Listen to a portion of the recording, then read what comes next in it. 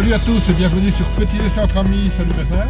Bonjour Joe, bonjour les amis. Donc je suis allé tout seul au lancement du nouveau X3 à Liège au Jumping International. Oui, effectivement. Pas accompagné. Non, je n'ai pas Encore pu. une fois. Je n'ai pas pu t'accompagner.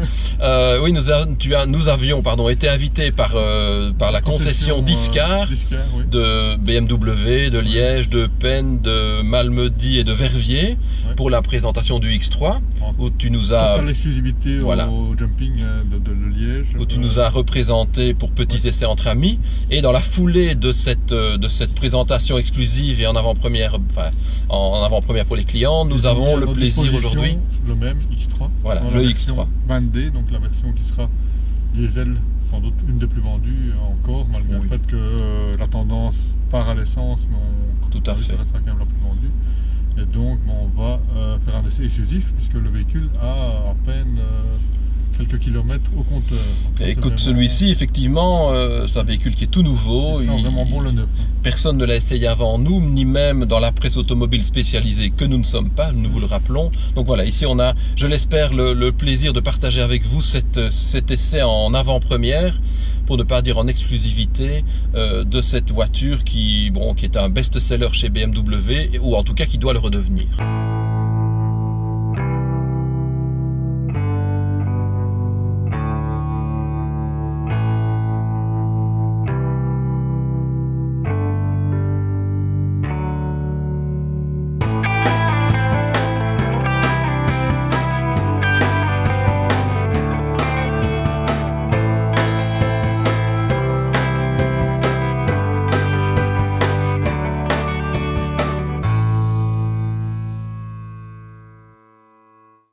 Bon, on est parti Bernard, tu vas nous parler un petit peu de l'esthétique de ce nouveau X3. Ben voilà, donc ce nouveau X3, comme nous en parlions tout à l'heure dans la voiture, on voit qu'ils ont subtilement retravaillé les traits en lui offrant une calandre, comme on en parlait, disons, assez prononcée, puisque on l'a vu, la calandre est un peu surdimensionnée par rapport... Plus large que celle du X5. Voilà, elle est plus expressive, elle est plus large.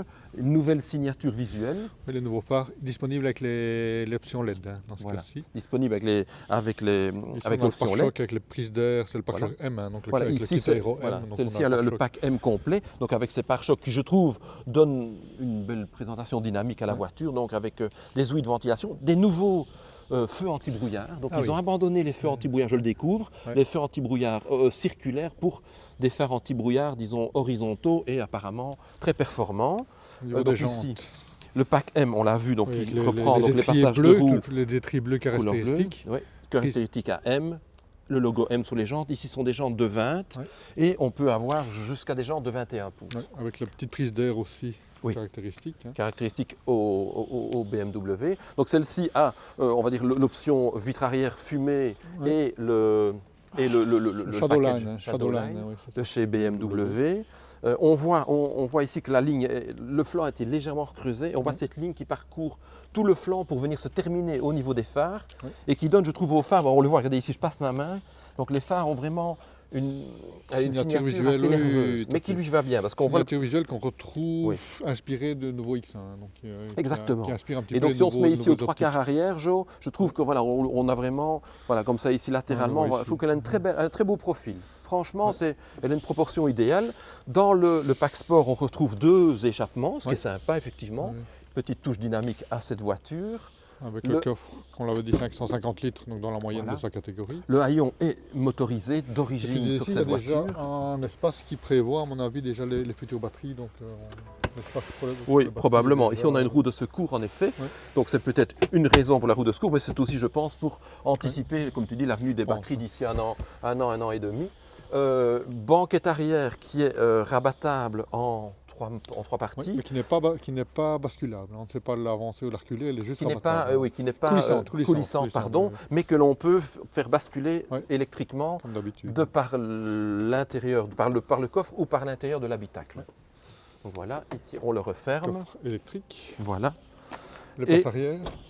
Place arrière de bonne aloi, comme dirions-nous. Donc voilà, comme vous pouvez le voir, donc ici, avec comme je le disais, bon, le siège est fortement reculé, mais nous avons au niveau des places arrière, on n'a pas profité, disons, des 5 cm supplémentaires pour les retrouver. Mais enfin voilà, ici le siège est fort reculé. Il est fort reculé. Hein, voilà, il est fort reculé parce que vous le voyez là-bas, là on voit l'espace suffisant. Mais voilà, malgré tout, je fais 1,80 m, j'ai assez de hauteur sous la tête et encore un peu de place sous les genoux. Mais je dis encore une fois, comme vous le voyez, il est très très fort reculé.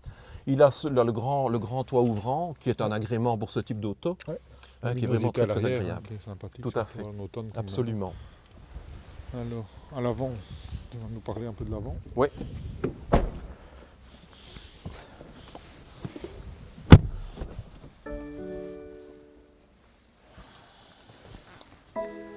Et donc à l'avant, eh bien, nous retrouvons... On peut le résumer en disant luxe et raffinement. Oui. Je pense que ce sont les deux mots qui lui conviennent bien. Tout à fait. Donc on peut ici, on voit qu'on retrouve ici à l'avant, donc comme je le disais tout à l'heure en roulant, donc la nouvelle présentation des BMW avec un grand actuels. Écran, très grand écran. On conserve la molette, mais l'écran est tactile. Voilà. Donc exactement. Donc on a le meilleur des deux mondes. Voilà, on peut faire ce que l'on désire, sélectionner, bon évidemment je ne vais pas vous les passer tous en revue, sélectionner tout ce que l'on désire évidemment, et on a la possibilité aussi, avec la radio qui n'est pas activée, de pouvoir faire activer, voilà, comme vous le voyez, voilà ici, le son de la radio avec un simple geste. Voilà. Pas le couper. Voilà. Donc on a toutes les possibilités. Les aiguilles, comme je vous le disais, Joël, tu mettras à la place tout à l'heure. On a lu ici, insert en alu de bonne facture, hein, la boîte ZF. Tout à fait. ZF à 8 rapports. Le volant M. Volant M. Une bonne préhension. Il a d'un diamètre, d'une épaisseur, disons, voilà, vous voyez, assez conséquent. Donc il tombe vraiment bien en main. Il a un très très beau design. Pour ça, c'est vraiment très chouette. On a ici des petits LED, disons, de couleurs qui viennent, on va dire, ceinturer la caisse, que l'on peut modifier au niveau du choix des tons. Ici, hein, donc voilà, au niveau du choix des tons. Et alors, donc celle-ci est équipée, on va dire, de sièges. Je vais sortir de la voiture, comme ça vous les verrez, de sièges sport qui sont vraiment, voilà, d'un nouveau design qui ne correspondent pas à ce qu'on a pu connaître chez Porsche. Donc vous voyez, un design assez travaillé avec un très bon maintien au niveau des reins. C'est pas Porsche, c'est BMW. Voilà, donc on a vraiment des sièges qui sont bien dessinés, ici avec une petite surpiqûre sellier en écru, donc franchement de belles factures. Donc rien à dire pour la finition, vraiment, on voit qu'on est monté d'un cran, on est vraiment dans du très haut de gamme. Regarde, on a des petits éléments de finition qui sont sympas. Voilà, ici, lorsqu'on ouvre la portière, on a le logo de la X. Voilà, le logo X qui se met et bon, c'est un petit clin d'œil qui est tout à fait appréciable, bien sûr. Alors le tableau de bord, mais ça tu vas le filmer quand tu le mettras à ma place, Jo, eh bien il est donc, comme on le disait, digital, 100% digital et avec un affichage tête haute. Il y a un display mais qu'on ne le voit pas. Si tu le verras, si tu te mettras tout à l'heure à ma place, oui en effet. La caméra ça ne filme pas. C'est pas la voir, mais faites-nous confiance, il y a le head-up display. Et on voit le cœur de la bête. Hein. Voilà.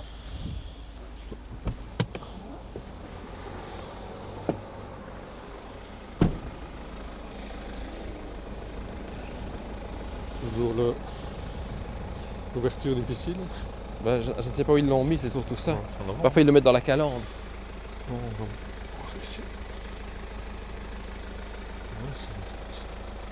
C'est bizarre.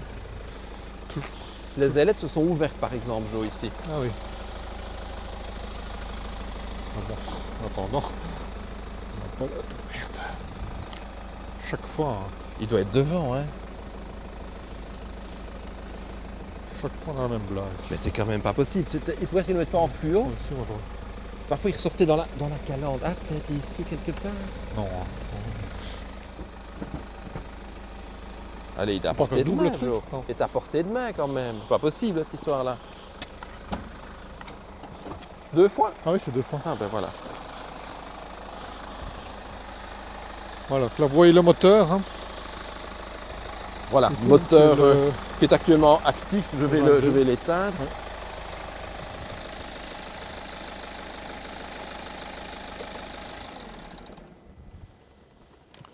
Et on voit que dans l'espace, il y a de l'espace pour accueillir le 3 litres.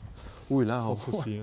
Là, il n'y a pas de souci, le moteur ne prend vraiment pas tout l'espace. Donc, capacité pour accueillir bien sûr un moteur plus gros et également la technologie hybride, puisqu'il faudra y adjoindre certains composants qui peuvent, disons, aux deux aux deux motorisations de fonctionner ensemble. Et donc ce X3, troisième génération. Oui. Donc tu me disais tout à l'heure que tu avais déjà conduit le précédent. Le premier X3 qui est sorti en 2003, ouais. Je ne dis pas de bêtises, moi j'ai possédé le X3 de cette première génération d'X3. Ah oui, voilà. Ça j'ai eu un X3 de cette génération. Donc voilà, et l'X3 de la génération. La seconde génération, je le connais aussi, j'ai un de mes amis qui en a une, donc je m'arrive régulièrement de le conduire. Et donc quelles sont tes premières impressions à chaud, puisque je pense qu'on est vraiment au tout premier kilomètre du véhicule. Ah bah ici effectivement, je pense qu'on a un véhicule qui sort du garage, qui est descendu du camion aujourd'hui même. Donc nous en sommes vraiment les tout premiers utilisateurs. Bon voilà, de prime abord, bah, effectivement, on sent une grosse... alors je parle ici pour l'instant au niveau de la perception. Oui, première impression. Voilà, première impression, on sent vraiment qu'il y a une forte évolution des trains roulants. Voilà, ici cette voiture, comme vous le voyez, je suis dans une très grande courbe. Elle est équipée de la suspension pilotée, nous a précisé Adrien qui nous a remis les clés de la voiture tout à l'heure. Donc ça, effectivement, on sent que la maîtrise du châssis est bien réelle. J'ai pu lire que le véhicule était 50 kg plus léger que les versions précédentes. Donc ce qui effectivement apporte et procure, disons, une agilité un peu plus... Un gain de poids est toujours bon toujours appréciable. D'ailleurs, je pense que j'ai le poids exact. Tu as une tonne 750. Ouais. Et on gagne 50 kg par rapport à la version précédente. Elle a hérité de toutes les technologies issues des nouvelles séries 7 puis série 5. Oui, d'ailleurs, on en a parlé tout à l'heure, Joe, elle est basée sur le châssis de la série 5 et de la série 7. Ouais. Donc ici, châssis qui est un tout petit peu plus long, 5 cm plus long par rapport à la X3 précédente, pour arriver à une longueur totale de 4,71 m et 1,89 m de large. Voilà. Donc là, on reste en largeur et en hauteur dans les mêmes proportions que le véhicule précédent. En longueur, il s'allonge un petit peu. Le commentaire de notre abonné. Petite nouveauté, c'est vrai qu'on fait 2 épisodes, vous l'avez remarqué, de nos vidéos. Et donc on va, puisque vous êtes nombreux à commenter nos vidéos, pour vous remercier, on va placer un commentaire lors de chaque vidéo. Oui, voilà, c'est aussi pour vous. Puisque comme vous l'avez compris, nous on le fait dans un esprit réel de partage. Donc on s'est dit, voilà, c'est sympa parce que beaucoup nous soutiennent, beaucoup nous commentent, beaucoup nous encouragent. Donc on s'est dit avec Joe qu'on va citer l'un ou l'autre de nos abonnés parce que souvent ce sont des remarques pertinentes ou des encouragements. Donc vous retrouverez le deuxième commentaire dans le second épisode. Donc ici c'est Florent STG. Donc, que nous dit Florent? Hello les amis, la qualité de vos images toujours en progression et votre enthousiasme, surtout celui de Bernard, fait plaisir à voir. Merci Florent. On parlait du quoi d'ailleurs? C'était le Cayenne, non pas le Cayenne, le Panamera hybride, 4 hybride. C'est vrai que tu étais particulièrement enthousiaste sur le modèle. Ah, je ne le cache pas, je dirais que cette voiture m'a bluffé. Voilà, comme vous le savez, nous essayons beaucoup de véhicules, Joe et moi. Et c'est vrai que cette voiture m'a vraiment scotché pour les performances, pour le produit fini. C'est une super voiture. Donc j'ai d'ailleurs une petite question pour Bernard. Entre la Ferrari 458 et cette Porsche 4 hybride, et même si ce sont 2 voitures très différentes dans leurs catégories respectives, quel serait ton choix si tu ne devais en garder qu'une? Écoute, bien sûr Florent, voilà, tu te doutes de ce que je vais te répondre. Bien sûr la 458, parce qu'une 458 est une voiture exceptionnelle pour son moteur, bien sûr, pour son châssis, évidemment. Donc voilà, bien sûr la 458 reste mon choix parce que c'était un rêve de gosse et que c'est une voiture fabuleuse à conduire avec un moteur exceptionnel pour le week-end et une Panamera pour la semaine. Voilà. Ça, je pense que ce serait un bon mix. C'est une réponse de Normand, ça, Bernard. Mais non, mais je l'ai répondu, la 458. Mais la Panamera, il ne faut pas l'oublier. C'est, bien sûr, s'il faut de la place, s'il faut charger, bien sûr, la Panamera. Mais voilà, soyons ici avec un petit brin d'humour. La Panamera la semaine, la 458 le week-end. Alors là, je pense que dans un garage, certains jours, ce serait à hésiter. Des jours comme aujourd'hui, il fait gris et route grasse, clairement la Panamera. La question ne se pose pas. Et lorsque le temps le permet, la 458 offre un tel plaisir de conduite que j'ai rarement retrouvé dans d'autres voitures que voilà, ce serait un beau garage. En tout cas, merci Florent. Merci Florent qui nous écrit du sud de la France. Qui nous écrit du sud de la France, donc on a des gens qui nous suivent de loin. Hein. Ben écoute Florent, c'est sympa. J'adore le sud de la France et j'ai régulièrement l'occasion de m'y rendre. Et je t'avoue que c'est une très belle région. Si Florent nous invite, on peut descendre. Écoute Florent, si un jour tu as dans ton coin un propriétaire de voitures exceptionnelles, appelle-nous. Je crois qu'on se fera un plaisir, Jo et moi, de descendre, te faire un petit coucou. En tout cas, sympa pour ton commentaire. Merci. Merci Florent. Alors la config. Donc la config un peu particulière, parce que comme je l'ai dit tantôt, il n'y avait pas encore le modèle 20D dans le configurateur de l'implantateur. Oui, en effet. Donc j'ai dû un petit peu bricoler. Donc d'après le concessionnaire, il nous annonce le prix de base du modèle 20D ici qu'on essaye à 48 000 €, c'est ça hein? TVA comprise, je précise. TVAC en Belgique, donc TVA de 21%. Et donc au niveau des options que j'ai pris sur le modèle essence, mais j'imagine que c'est le même prix sur le modèle diesel. Je n'ai pas encore vu ta config, Jo, on va en parler maintenant. Mais je dois bien avouer que le véhicule que nous essayons, que vous allez découvrir, que vous avez découvert en image, est très beau. Oui. Ils ont mis de très belles options. Je ne sais pas si tu les as sélectionnées aussi, mais en tout cas, celui-ci est un bon mix avec les options. Donc on va voir si ça se rejoint un petit peu, mais vous verrez certainement sur base de la configuration qu'a fait Jo certains éléments qui se trouvent sur celui-ci, puisque je pense qu'il est, à part les sièges électriques, je le précise, ça c'est un petit clin d'œil.